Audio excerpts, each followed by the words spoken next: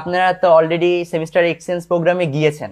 So প্রথমে আমি পিয়াল ভাইয়ের কাছে জানতে চাই যে আসলে আপনার জার্নিটা কেমন ছিল, এই আপনি কিভাবে আপনার মাইন্ডসেটটা করলেন যে আপনি বাইরের দেশে পড়ালেখা করবেন, যদি আপনার জার্নিটা আমাদের সাথে শেয়ার করেন ভাইয়া। তো এই জার্নিটা আসলে রবিন বলতে গেলে প্রথমেই বলতে হবে আমি ডিপার্টমেন্টে ভর্তি হওয়ার আগেই আমি দেখেছিলাম আমার ভার্সিটিতে আমার তখন যারা সিনিয়র ছিল তারা আসলে মালয়েশিয়াতে পড়াশোনার জন্য যায়। সো সেই জায়গা থেকে আসলে আমি ভর্তি হই, বা অন্যান্য বিভিন্ন ফ্যাসিলিটি ছিল সেই জায়গা থেকে ভর্তি হওয়া।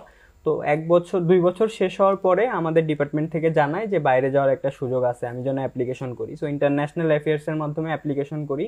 অ্যাপ্লিকেশন করার পরে বেশ কিছু প্রসিডিউর থাকে, যেমন ইংলিশ টেস্ট দেওয়া, আমার সব ডকুমেন্টসগুলো ঠিক করা, ভিসার জন্য অ্যাপ্লিকেশন করা, তারপরে আমি যে ভার্সিটিতে চুজ করতেছি ভার্সিটিতে অ্যাপ্লিকেশন করা, আমার যে কোর্স আছে কোর্সের সাথে ওই ইউনিভার্সিটির কোর্সগুলো মিলে কিনা এটা দেখা।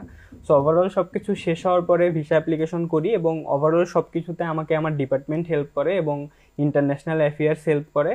করার পরে আমি আসলে মালয়েশিয়া আর একটি ইউনিভার্সিটি, মালয়েশিয়া তুন হুসাইন ইন্টারন্যাশনাল ইউনিভার্সিটিতে 100% স্কলারশিপে পড়াশোনার সুযোগ পাই। বাহ।